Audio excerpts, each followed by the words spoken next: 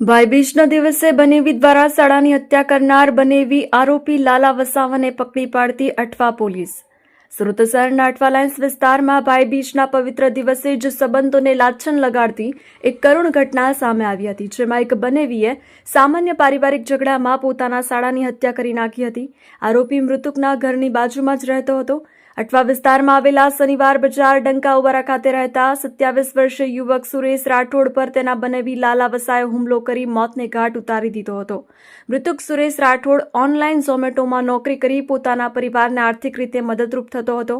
આરોપી બનેવી લાલા વસાવા પણ મૃતક સુરેશના ઘરની બાજુમાં જ રહેતો હતો। પોલીસે ગણતરીના કલાકોમાં આરોપીને ઝડપી પાડ્યો છે। હત્યાની આ ઘટના બાદ આરોપી બનેવી લાલા વસાવા ફરાર થઈ ગયો હતો। ઘટનાની જાણ થતાં જ અઠવા પોલીસે હત્યાનો ગુનો નોંધીને તાત્કાલિક તપાસ શરૂ કરી હતી। પીઆઈ મકવાણાએ જણાવ્યું કે હોસ્પિટલમાંથી MLNCની વર્દી મળી હતી, જેના આધારે તપાસ હાથ ધરી હતી। અઠવા પોલીસે અલગ અલગ ટીમો બનાવીને ગણતરીના કલાકોમાં જ ફાયર આરોપી લાલા વસાવાની અટકાયત કરી લીધી હતી અને આગળની કાયદેસરની કાર્યવાહી હાથ ધરી છે। આરોપી પતિ દ્વારા પોતાના ભાઈની હત્યા કરવામાં આવતા મૃતકની બહેનને પણ આરોપીને કડક સજા મળે તેવી માંગ કરવામાં આવી છે।